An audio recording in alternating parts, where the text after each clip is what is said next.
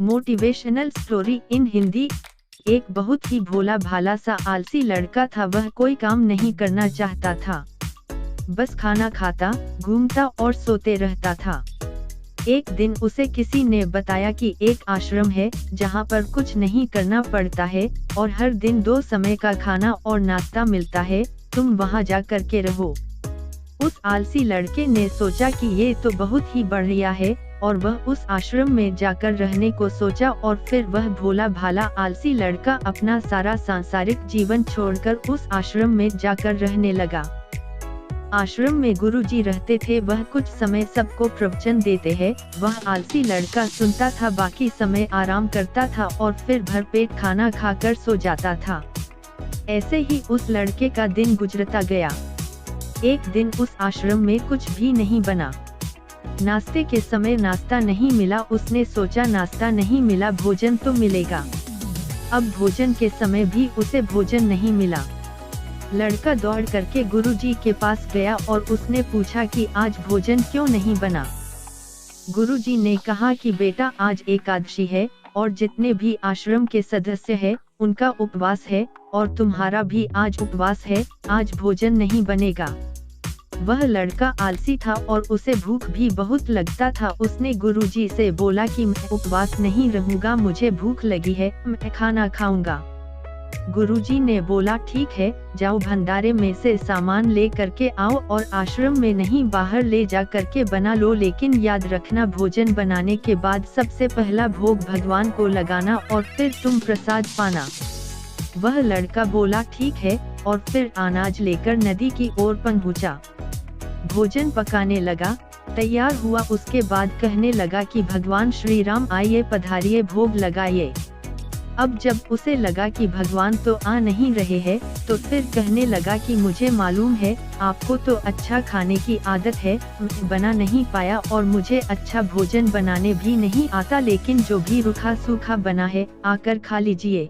भगवान श्री राम उसकी सरलता पर बहुत ही प्रसन्न हुए और उस लड़के को दर्शन दे दिए। उसने देखा कि भगवान श्री राम आए हुए हैं और उनके साथ में माता सीता भी आई हुई है, लेकिन लड़के ने सिर्फ 2 लोगों के लिए ही भोजन बनाया था, एक अपने लिए और दूसरा भगवान के लिए। और अब क्योंकि भगवान के साथ माता सीता भी आई हुई थी, तो उसने उस भोजन को माता सीता और भगवान के सामने ग्रहण करने के लिए रख दिया।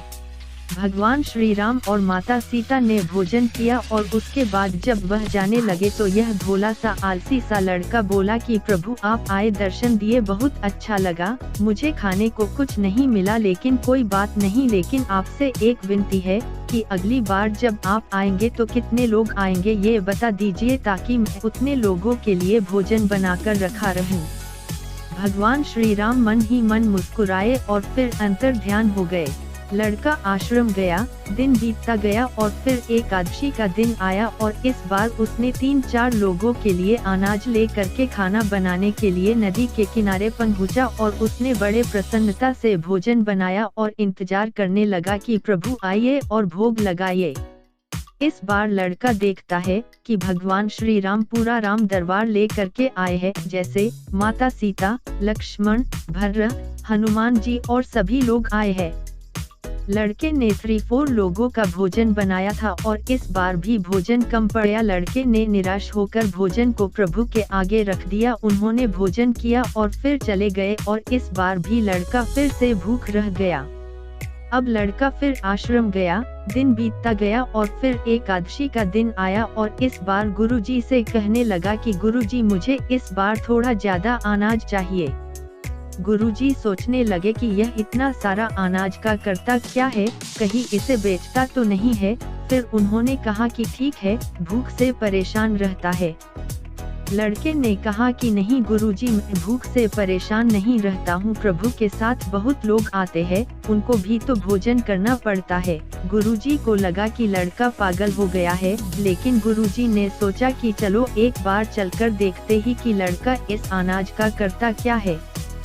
वह भोला सा लड़का अनाज ले करके नदी के किनारे पहुंचा और इस बार भोजन बनाया नहीं। उसने सोचा कि प्रभु हर बार ज्यादा लोगों को ले करके आते हैं, इस बार वह जितने भी आएंगे खुद बना करके भोग लगा लेंगे और फिर प्रेम से प्रभु को बुलाने लगा।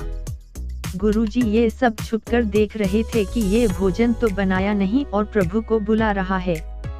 लेकिन लड़के ने देखा कि इस बार प्रभु के साथ बहुत से लोग आए हुए हैं, तो उसने प्रभु के सामने हाथ जोड़ करके कहा कि प्रभु माफ करना, आप बहुत सारे लोग आते हो, मुझे संख्या पता नहीं होती है और मेरी हिम्मत भी नहीं होती है कि इतने सारे लोगों के लिए भोजन बनाऊं। आप स्वयं आइए, बनाइए, खाइए और भोग लगाइए। प्रभु मुस्कुराते हैं और अपने साथ आए सभी लोगों के साथ मिल करके भोजन बनाते हैं। गुरुजी ये सब छुप करके देखते हैं और फिर लड़के के पास आ करके कहते हैं कि तुम ये कर क्या रहे हो। लड़का कहता है कि गुरुजी आपको दिख नहीं रहा है कि भगवान श्री राम पधार चुके हैं, माँ सीता आई हुई है, हनुमान जी आए हैं और भी सभी लोग आए हुए हैं, भोजन बन रहा है। गुरुजी ने बोला कि पागल हो गया है, मुझे तो कोई दिख नहीं रहा है।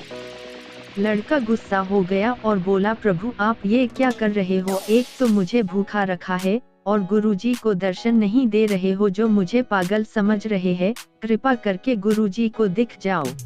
भगवान बोले नहीं, मैं इन्हें नहीं दिख सकता। लड़का बोला क्यों नहीं दिख सकते, मेरे गुरुजी तो बहुत महान है, बहुत बड़े ज्ञानी और ज्ञाता है। भगवान बोले हाँ ज्ञानी और ज्ञाता होंगे, लेकिन तुम्हारी तरह सरल नहीं है। जो सरलता तुम में है वो तुम्हारे गुरुजी में नहीं है। लड़के ने ये बात गुरुजी से कह दी कि भगवान श्री राम कह रहे हैं कि आप में सरलता नहीं है, आप मेरी तरह सरल नहीं है, इसलिए आपको नहीं दिख सकते। गुरुजी की आंखें नम हो गई और रोने लगे कि और बोले कि बिल्कुल सही कहा, मेरे अंदर तुम्हारे जितना सरलता नहीं है, और फिर माफी मांगने लगे। फिर भगवान ने गुरुजी को भी दर्शन दिए। ये कहानी हमें सिखाती है कि जीवन में सरलता सबसे आवश्यक है, जितने सरल बने रहेंगे उतना जीवन में आगे बढ़ते चले जाएंगे। जब आप सरल होते हैं तो आप खुद भी मुस्कुराते हैं और दूसरों को भी मुस्कुराने की वजह देते हैं।